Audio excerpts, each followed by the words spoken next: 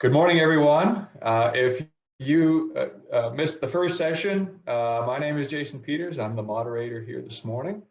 We're on to our second session of the morning, titled What Makes Soil Healthy with Dr. Yamily Zavala. Just a brief intro for Yamily. She is the Soil Health and Crop Management Specialist and Soil Health Lab Manager. She manages the Chinook Applied Research Association's Crop and Soil Program for the past 8 years. Prior to joining the CARA staff, she was a crop production consultant based out of Ottawa, where project work took her to Central and South America, as well as points in South and West of Africa. Early in her career, Yamily was a soil scientist for the National Agriculture Research Foundation at the Táchira State Research Center in Venezuela. So welcome, Yamily. Thank you for being here. And I've got a couple of housekeeping things regarding the questions, and then we'll get started. So for those of you who weren't on for the first session, we're going to take about 5 to 10 minutes at the end of today's session to ask questions.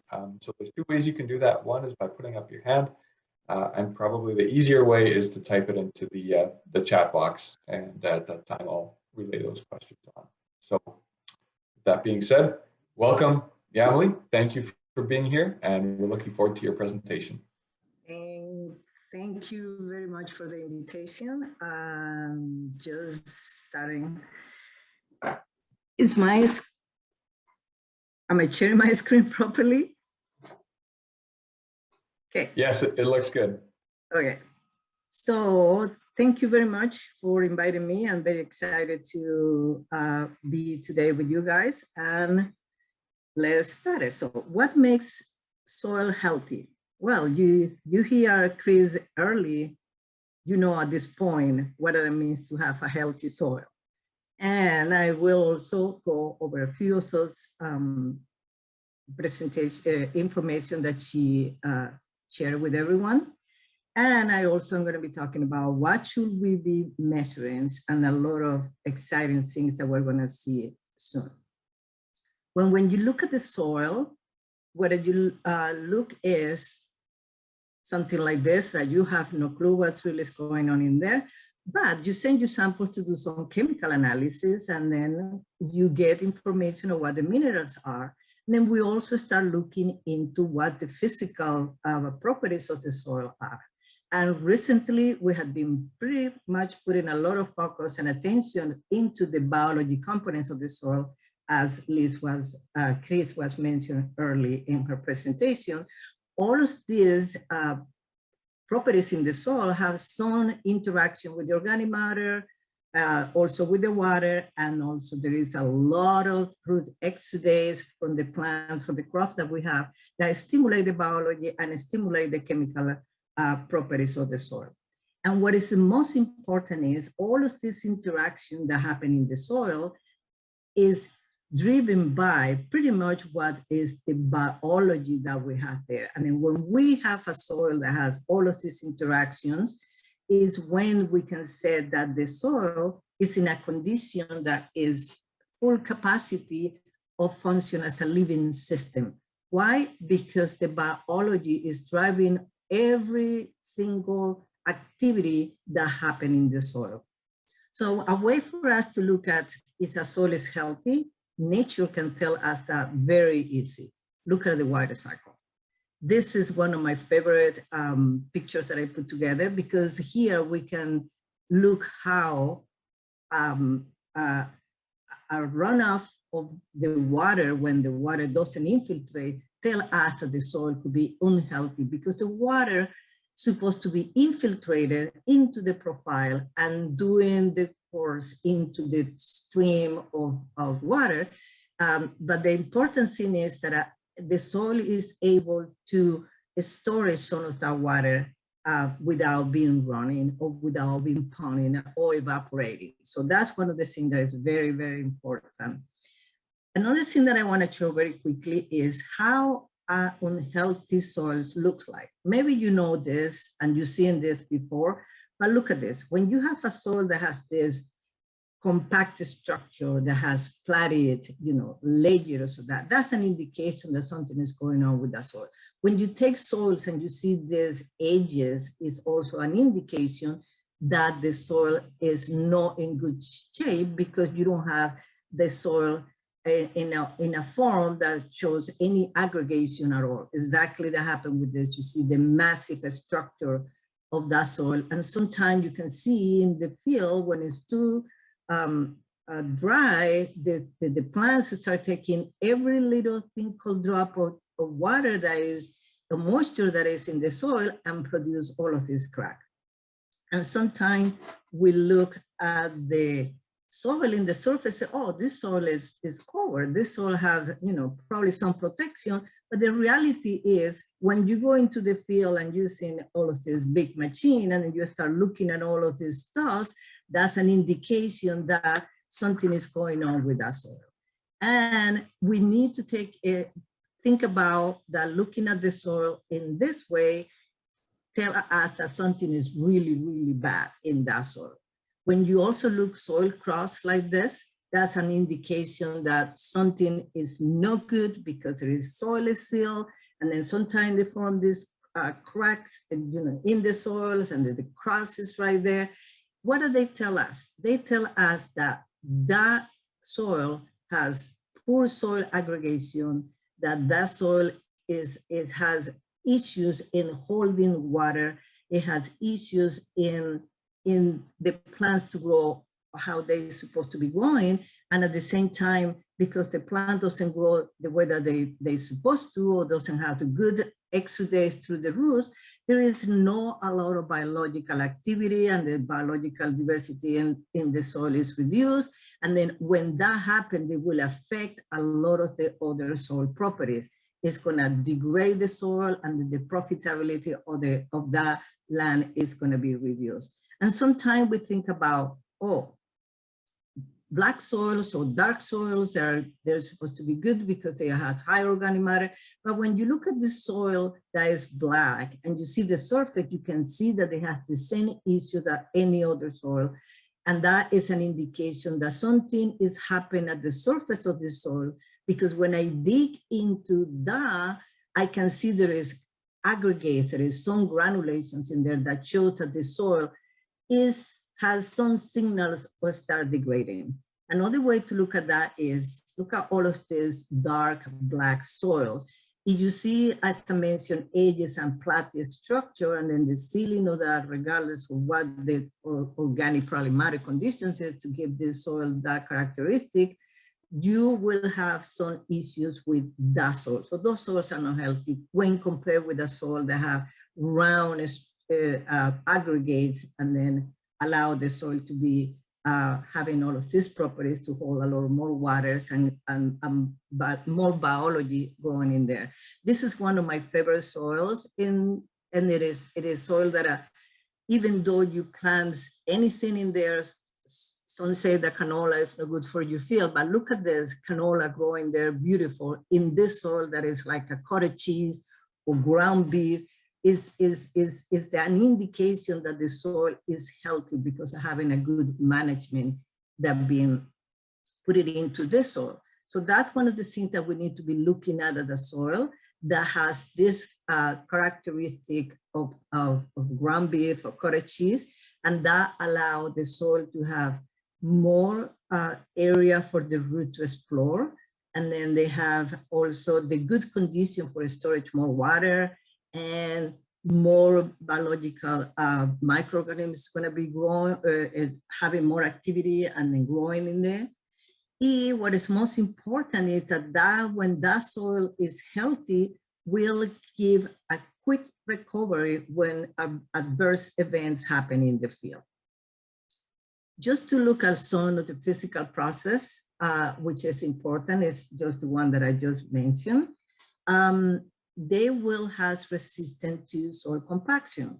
They will have a good till, aggregation, aeration, water storage, and they will, be resistant to soil erosion due to wind or water or any management that could be causing that issue. And what is most important is that physical process will be a nice house for that soil microbiology communities to express themselves, which are bacteria, fungi, nematodes, protozoa, that we're going to be looking at some of them. So when we have compaction issues, the same situation happened that when we have poor aggregation instability. Everything starts declining. That will be less pores, less water, less microbial activity. If we have less microbial activity, the soil is not going to be stabilizing their aggregates because the biology is the one that plays a big role in making all of those aggregates stable in the soil. Consequently, roots cannot grow in a compacted soil, and there's not going to be uptake of nutrients. And if we have some nutrients in there, they're going to be really poor because all of that condition.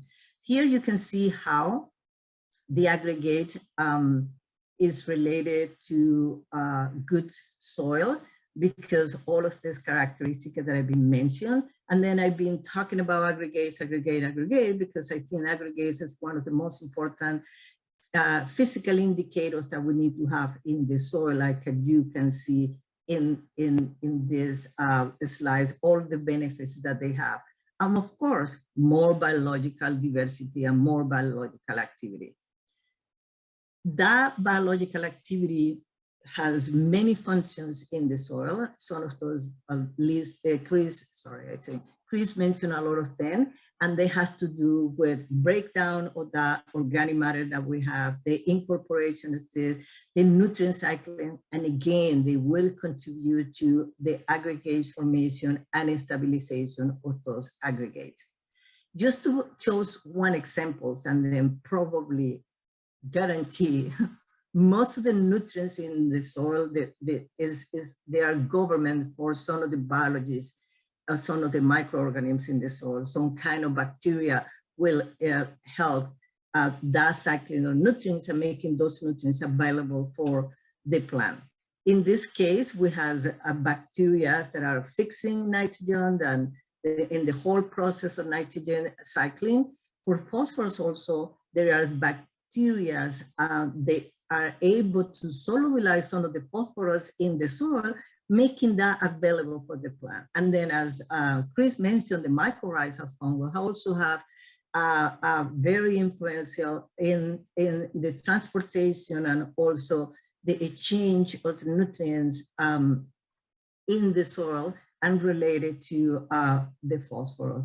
And everything's related to the chemical components and physical is influenced by the biological in the soil. This is just to show each one of these different boxes and circles in here in this nitrogen cycle is governed by a specific kind of microorganism. So I just put this you for see how important they are.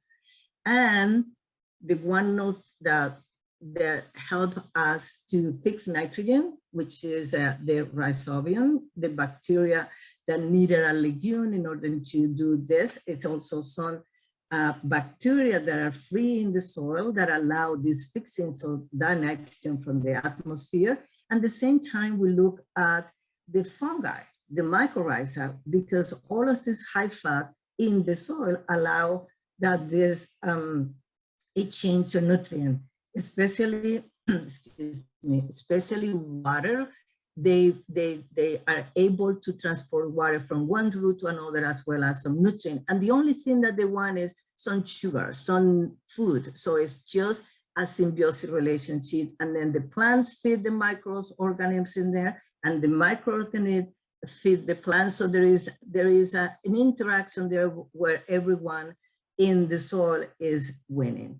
I have to show you a very interesting situation that I documented pretty well in 2015. There was a dry season. I planted strips of different crops separately, and then I mixed all of them and put it in a polycrop and look at the difference. You see how poor this grow of these plants, of these different crops were when they were planted by themselves, look how healthy they were when they were together.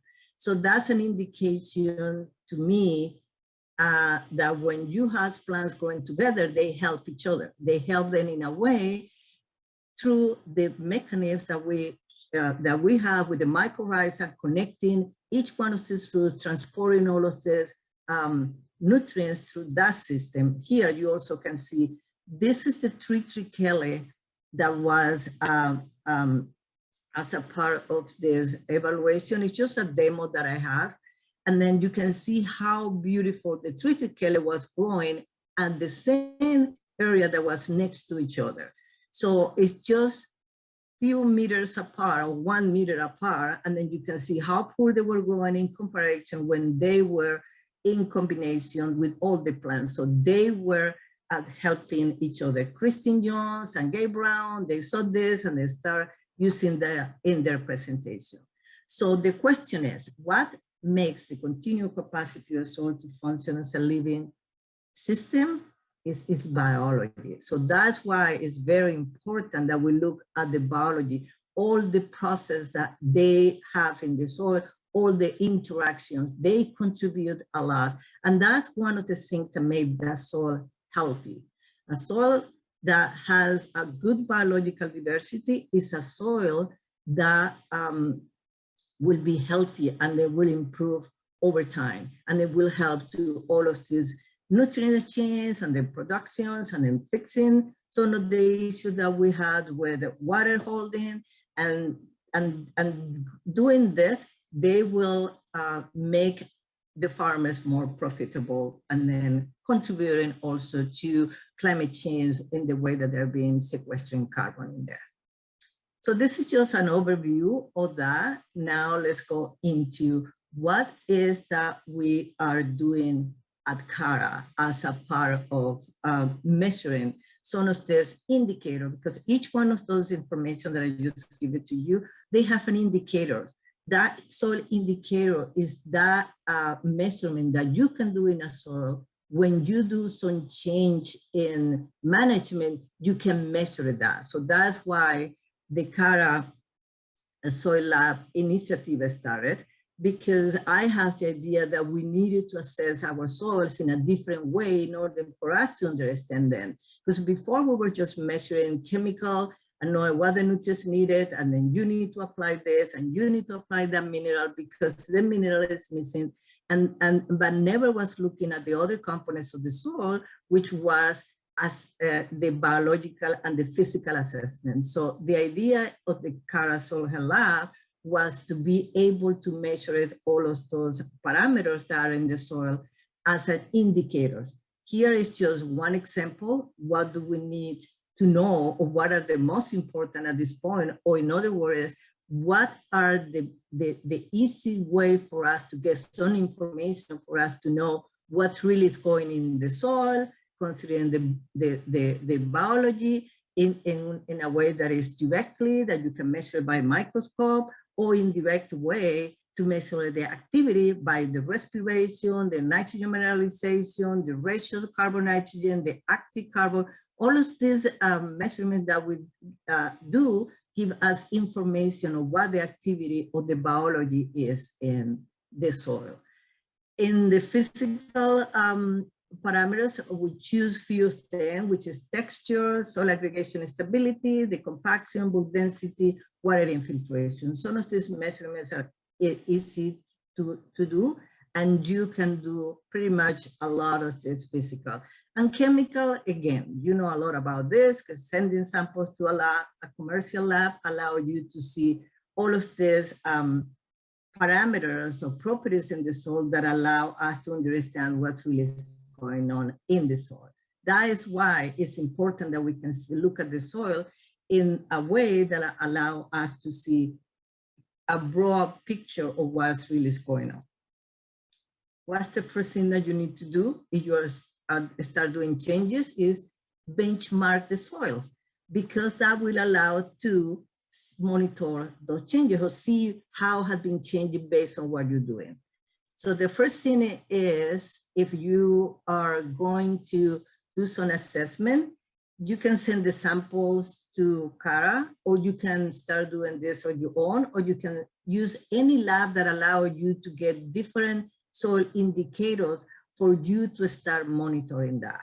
In that case, it's a selected CARA, you can just go into our webpage and start looking what is sampling protocols are, because we have developed a sampling protocol specific for soil health, which allow us to monitor biology and then monitor physical evaluation. And the first thing that you need to go is just into our webpage. And when you get to our webpage, you're gonna see this is the main, and then you go into the, you scroll down and you will see the protocols are here, submission form that I needed to be submitted because we need the most information on your field, and you want to know what the price is. If the price is too much easier for you, call us. Our lab is a farmer's lab. We can work together, because the reason the lab is there is because a lot of farmers have been contributing for the lab to be what it is right now. So we can discuss about prices. And then when you go into the protocols, you will see the protocols, and then you are going through and look at all of them. When you are looking at the protocol, it's gonna be very boring. I know that, but I'm putting together some videos that I'm gonna go page by page, so I can explain everything, and just bear with me. At some point I will post it in our webpage. So going into the field, we need to think about what are we gonna be sampling? What we're gonna be doing this? Well, the first thing is, if you're gonna benchmark your soil, look at what variability you have in your field. Just Google map and then get your map of your farm and see what variability is in your field. And you probably know that very well, because you know where you have variability in the soil. If that variability has a higher percent of being a representative of the field, you select that. I recommend that you use benchmark, that you select certain area, and in that area you will be sampling, and then you will GPS that, and you will come back there to the same area so you can minimize that variation that you have in the soil, allowing you to see that any management that you do there, when you come back to monitor this, you are selecting the same area that you did the initial sampling. So the tools, very important. You need to have a GPS, as I mentioned. You need to have a timer. You need to have the tools that you're going to be using for collecting the sample. You need to have a water infiltration ring, and you can use one specific for bulk density. But if you use this one and you don't lose any soil, you know the volume of this, and you will be able to use that as a part of the bulk density measurement. I will go in a minute to just see what I'm talking about. In this, is very important that you document and put information in where you're going to be putting the soil, because that soil, everything you write in here will represent that field of you. And what is important, the submission form. If you are going to be sending samples to us, you need to fill every space here for getting all the information. If you are not sending that, you need that for your records, for you, even though you're going to do some tests for your own or send it to another lab, you need to get that information so you know where the samples come from. And for us, what is important is the story or your field, because that will give us understand any changes in the results that we're getting, and making more clear that the results are related based on the management. And this is what we have in the lab. And then this is the way that we structure this. The soil food web component, it just was for a part of the lab that was donated to us. So we're measuring bacteria, we're measuring fungi, we're measuring protozoas, nematodes, and then we'll start working into mycorrhizal spores and root colonization. And part of the other assessment that we do is part of the Cornell University protocols with some variation that we have been adding. And let's talk about some of the in-field measurement, because right here, this is some information that are needed for us to complete the benchmark. And these in-field indicators is something that you can do in your own and start using that monitoring changes when you do your own assessment of your soil. So we have the compaction measurement, where we need to measure what's the depth at 300 psi and 200 psi. Why we select this? Because at 300 psi, roots supposedly doesn't grow, and that's an indication that you have some compaction there. So that's what's important. For water infiltration, that is an information, that's something that gives you information on how you will be able to see is the management that you're doing, you are improving your infiltration of water. So this is something that is very important. I will show in a minute. The protocols give you information on how to do all of these measurements. The other thing that is important is the soil bulk density. When you're taking the samples, we need to know the volume. So you use a ring, so you know what the height and the diameter, and with that information and numbers of pores that you put it in your sample, if you didn't expel or lose any soil, we can use that information for calculating the bulk density of your field. Here we have how to measure the compaction. Use a penetrometer. The penetrometer has a mark that gives you a 200 and 300 psi and give an indication what's really is. You can measure the depth because they have mark every 3 inches, and that's what we needed in order to complete the report. Here's for us is very important, because when we're sampling and we notice that there is a compaction at the 0 to 6 inches, for the benchmark, we're only doing 0 to 6 inches. And then, but if there is compaction in the 0 to 6 inches, what we do is recommend to do 0 to 3 and 3 to 6 inches for the biology, because I've been noticing that the biology is being affected by the compaction in the soil. So not all the biology grows exactly the same, because when there's lack of oxygen, the anaerobic kind of microorganisms is the one that survive there. So we want to have aerobic microorganisms in order for us to get a better and good biological community and diversity. Here is for the bulk density information that we need. We need the diameter, we need the height, and then don't lose any soil for us to measure bulk density. Why bulk density is important? Because that allows also to see if your soil is compacted or not. At the same time, allow you to do calculations of carbon in your soil, so you can monitor carbon sequestration over time as a part of the benchmark. Because as a part of the benchmark, we measure total organic carbon and total nitrogen and total carbon in order for us to see those changes. And here is how we do the water infiltration. So looking at the water infiltration is just straightforward. You need to know a volume, which usually is 1 inch of water, and that volume or inch of water need to be calculated based on the diameter of the ring. And there is some calculations in the protocols that allow to the different sizes of the ring, how much water you need to put. If we don't have that in there, there is a equation, a formula that you can use. And then putting the water in the way that is shown here, and taking out the plastic, the water starts infiltrated. And when you look at the surface of that water that is infiltrated, that has this shimmery characteristic, is that when you stop your watch to check what's the time it took, minutes for that, and that's an information that is needed for the benchmark. Here is an example of how management can affect water infiltration, and that's why it's important that we can do this. I have several different cover crops cocktail that I planted, and one of them, this is a 30 kilos per acres of some mix that we put it together. We did it for 2 years, and next to that, we have the bare soil, and you can see that 24 hours later was still some, the water was there. So that means that there is really no infiltration at all. it took 45 minutes in order the water to infiltrate here, which is still not good, but it's better than staying the water that is standing that way. So that's all the information that is needed as a part of the in-field measurement, which is important.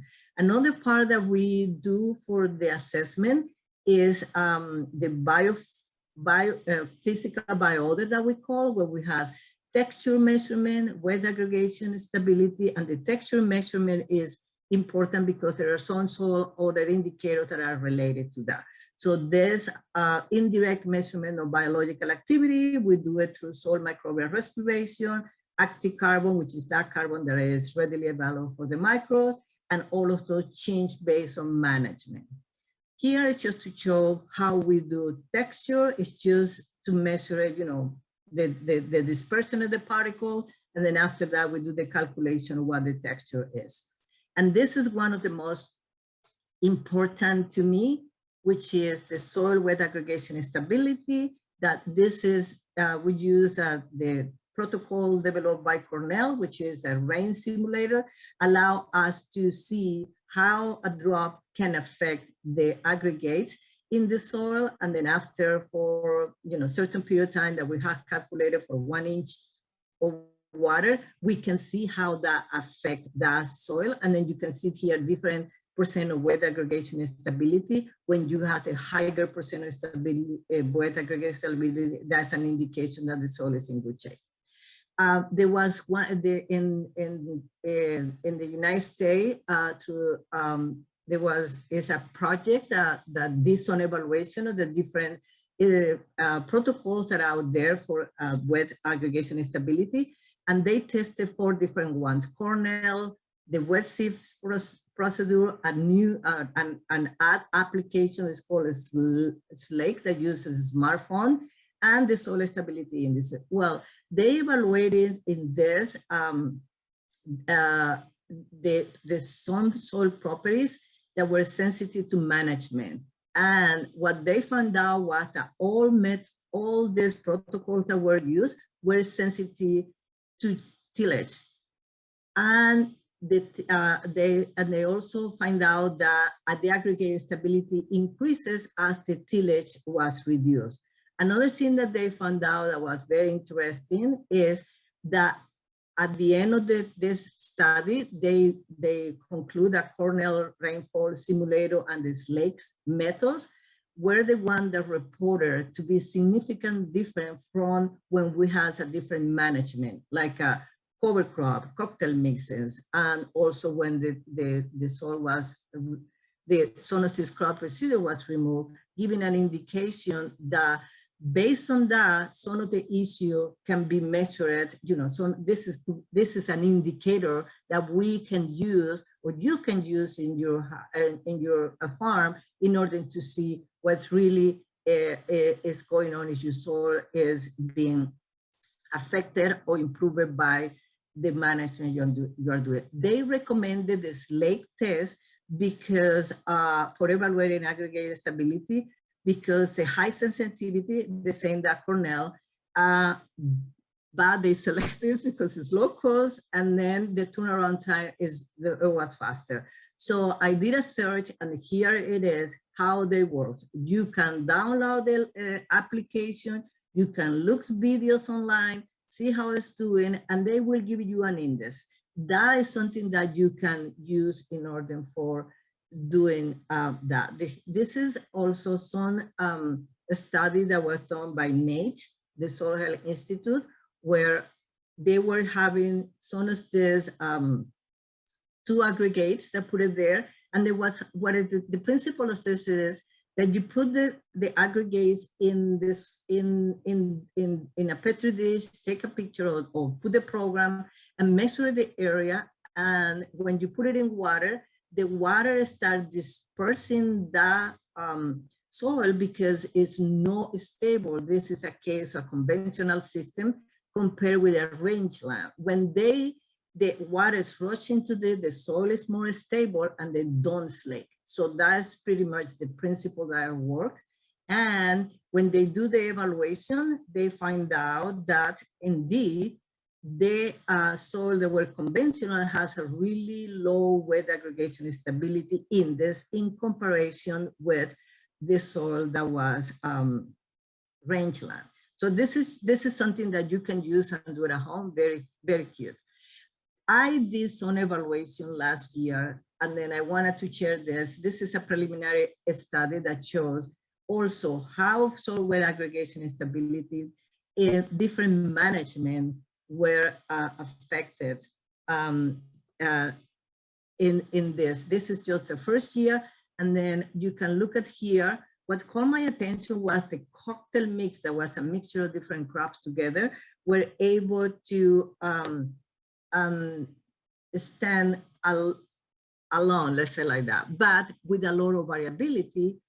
And it was, even though the whole evaluation was statistically significant, a correlation was very poor in relation to if the type of crop will be, even though there was statistical significance, it were related, because you can see here the variation that is in those responses that we have.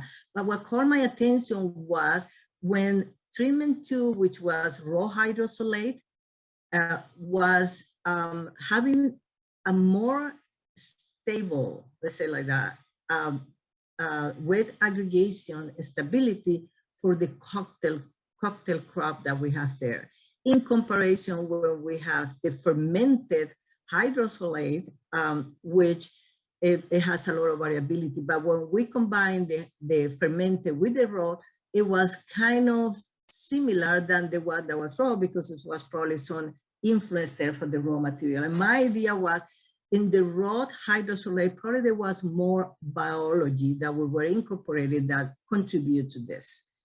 Another way to do soil aggregation stability that you can do it at home is if you look at the soil in this way. You put the different soil with the different management in just water, so a basket that holds this, and then if the soil is stable, the water is gonna look clean like this. These are some soil from one of the most stable soils that we have in the province, compared with the soil that has conventional management. Too much tillage, and then that's why the soil is not stable, showing that. Another of the parameters that is mentioned there is soil microbial respiration, which is something that I just find out that is called a potential carbon mineralizations. I have to dig more into knowing why they're not, but it's probably related to, because it's how the microbes in the soil will do some respiration in the process activity, and that is a way that for us to measure indirect measurement. It was a question in Chris that was not answered, that was about how to determine the text microbial activity if the crop has to do anything with the type of activity that we have in the soil.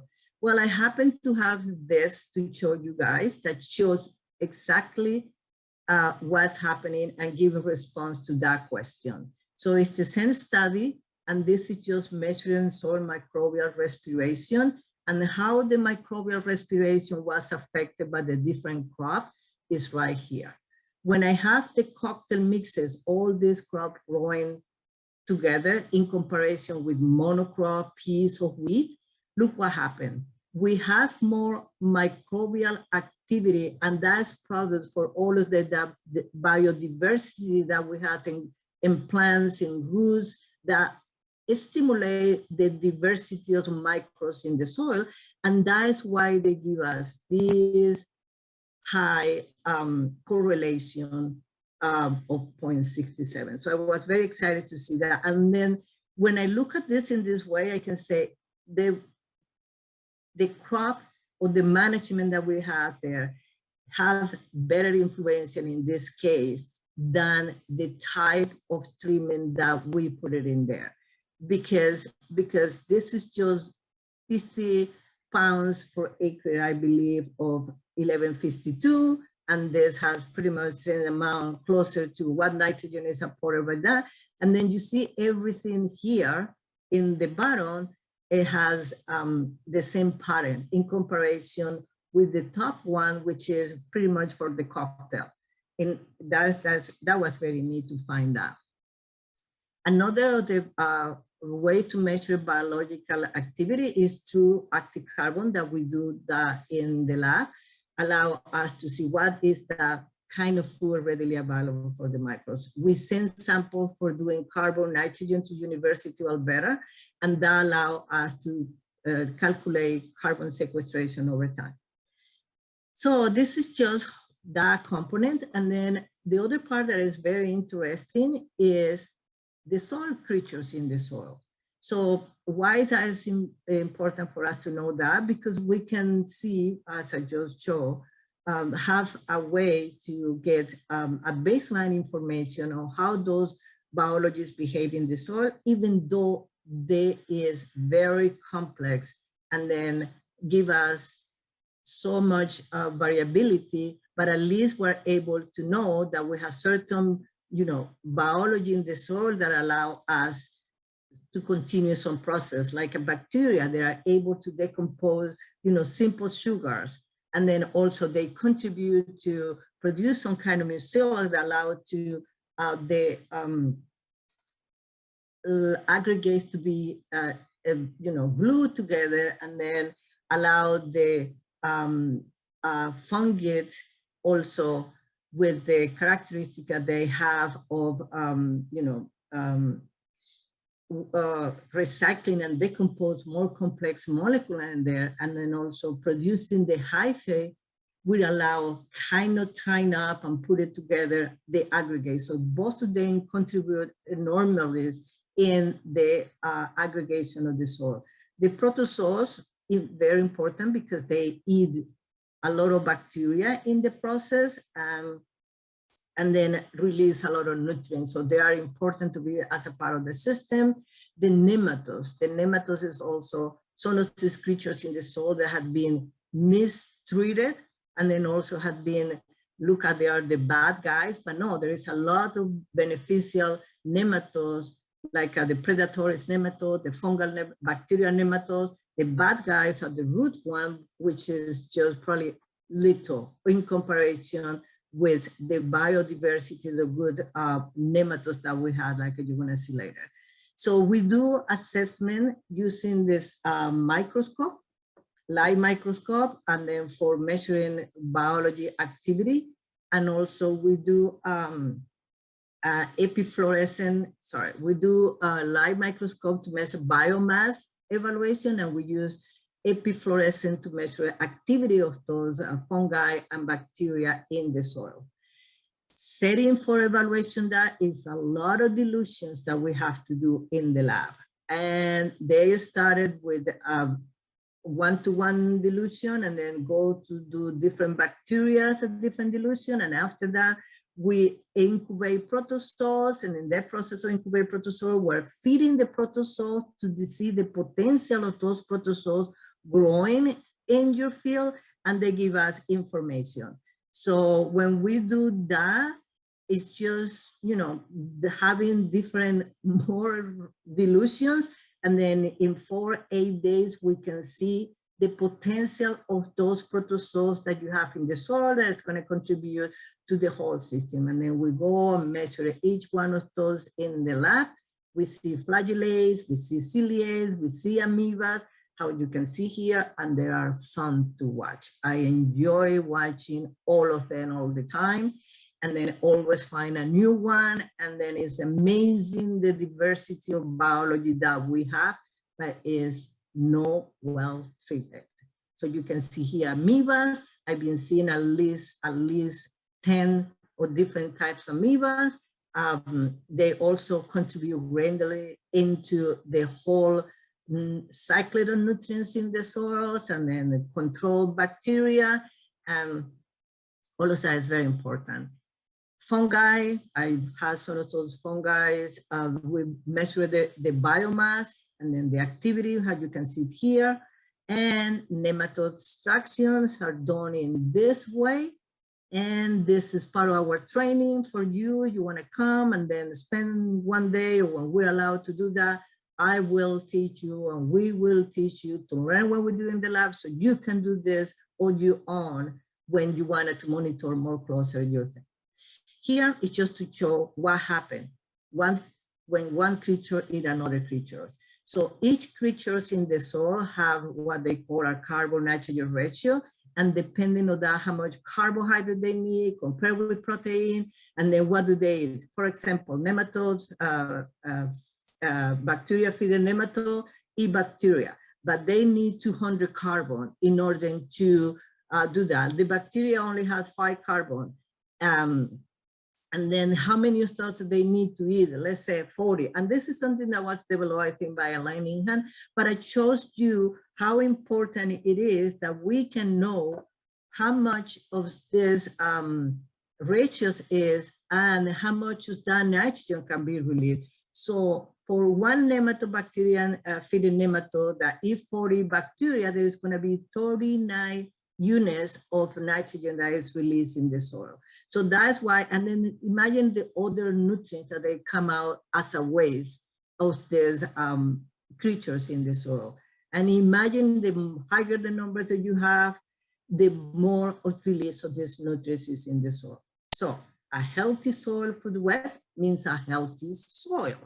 So that's why it's important that we pay attention to the values in the soil. And that's why Chris was talking about earlier about all the importance that is to have a really diversity community of microorganisms in the soil, and then have all of this process in order for us to nurture them.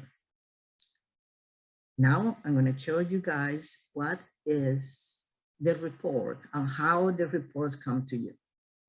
We have in first page shows you information on what did you send it to us, so you know what's the lab number to identify each one of those samples. And this is how the report looks. And when you look at that, you say, what? That is too much. What are we gonna do with all of this? At the end of the day, to be honest, I just look what there is, what are the tissues that I have here. This page shows what are the constraints. And the scores are color code. You see it's blue, red, green, yellow, orange, and all of that. This is a platform that had been that Cornell developed that I've been using.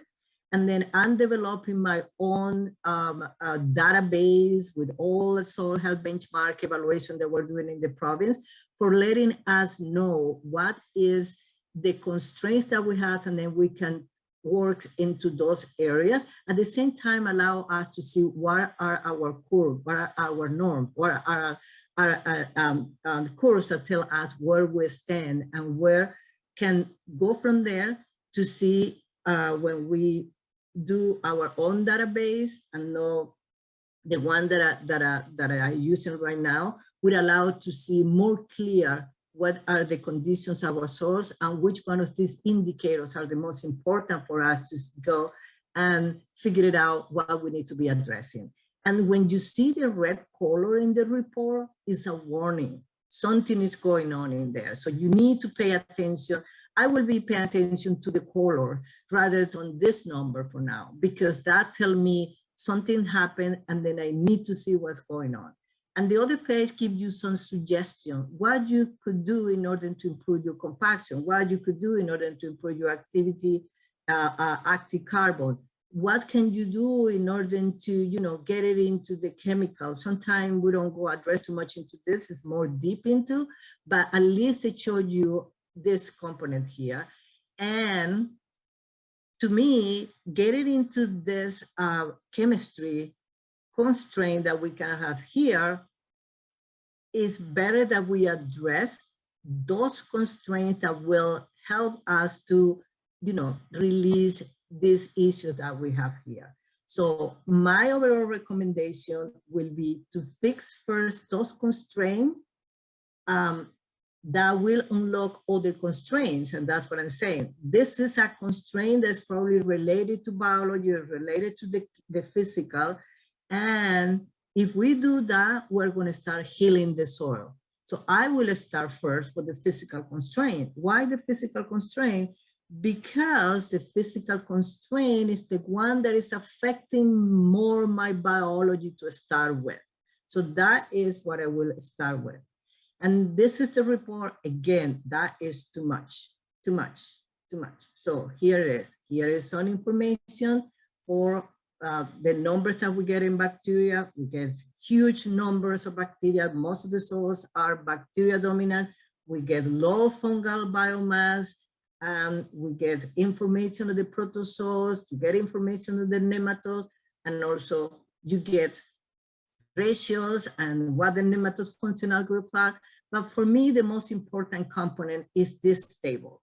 It's not because I spend a lot of time in that, it's just because it gives me more insight of what is in the soil. In this case, I can see numbers of flagellates, numbers of ciliates, amoeba, colors of different fungal hyphae, the diameter, and a lot of things that I see. And believe me, I write every single thing that I see in these comments. And then I'll give you biodiversity. If those numbers are higher in here, it is an indication that you have a good diversity of flagellate, amoeba. Ciliates, they say that ciliates are bad guys, and the less we have, the better, but they have a function in the soil to me.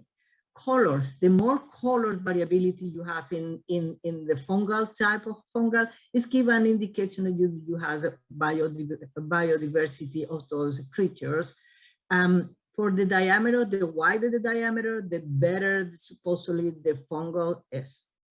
And this is pretty much the information that allow us to see in general. I know there's a lot of information, but it's better to have this information for you to start working in those issues and then start unlocking the constraints that you have there. Here, we use A&L Lab to do that.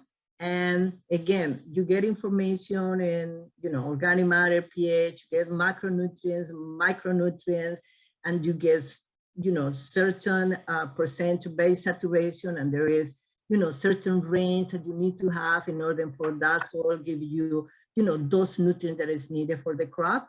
At the same time, give you information of what are the, some of those ratios that you needed in the soil for other nutrients to be able to be taken by the plant.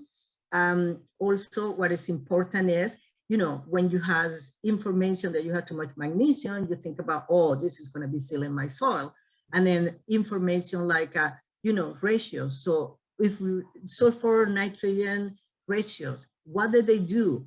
So it's been studied, and it's Dr. Mir Sajed, he developed some ratios where depending on the ratio that you have, you will have a better protein synthesis, or you will have carbohydrate and starch synthesis, depending on what kind of ratio, what's the level of the ratio that you have in the soil.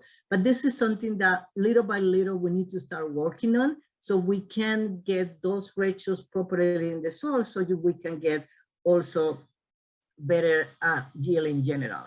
And of course, there are some biology in the soil that is affected by the minerals that we have. If we have too high or too low, that's going to be something that is influenced. So that's the reason it's good that we can know all of this information so we can start playing around with it and get what we're looking for.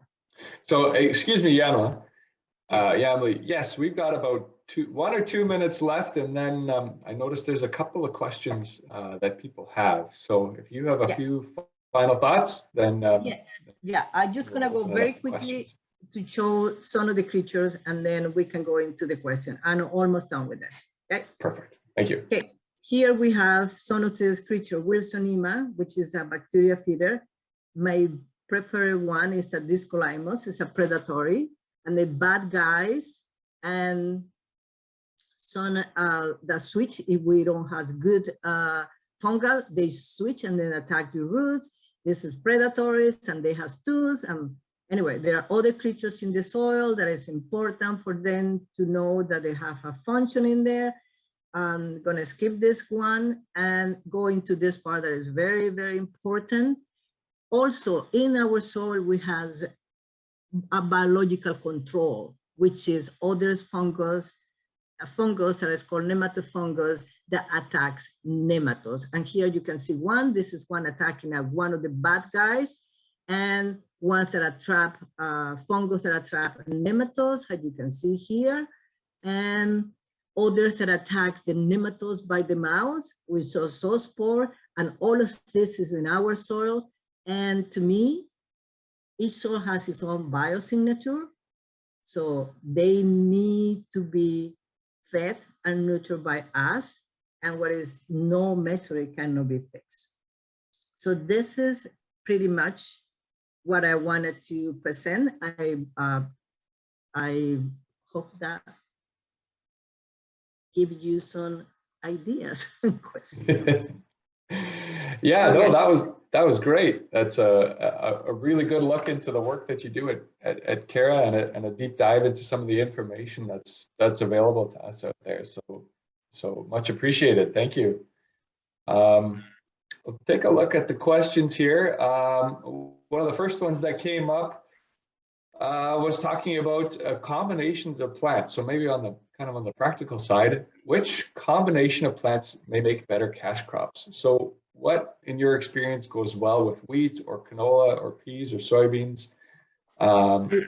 Most of the trials this person has seen, the synergies seem to be in forage situations. But I guess, are there any intercrops that you've seen that have that you've seen synergies in? I honestly don't have too much experience. We try to put some intercrop, and then we are in a very dry area, and it didn't work for us. The important thing is that when these are being selected, they need to select this in a way that they can look at the maturity of them. They work if you are able to select those crops that mature pretty much kind of the closest when you do the harvest, and then you can separate them. But I don't have that experience. I had more experience when I tried to focus in improving the soil by putting different cocktail mixes together, and then I seen a lot of that response in the soil, rather than doing just, for that purpose of yield production. Mm-hmm. Mm-hmm. Yeah, for sure. Well, and maybe to add to that a bit, you showed some pictures earlier on about the individual crops planted in a drought scenario or situation in 2015, and then the cocktail mix. Do you have a sense of how many species you'd need in that cocktail mix to make it effective? Well, in that cocktail mix that we put it there, I have six, I think it was 6 or 7 different species there. Mm-hmm. That I put together. And that is the one that I'll be using. Christine John, because Christine John was here, she was recommended as, to gather like 12 different species together.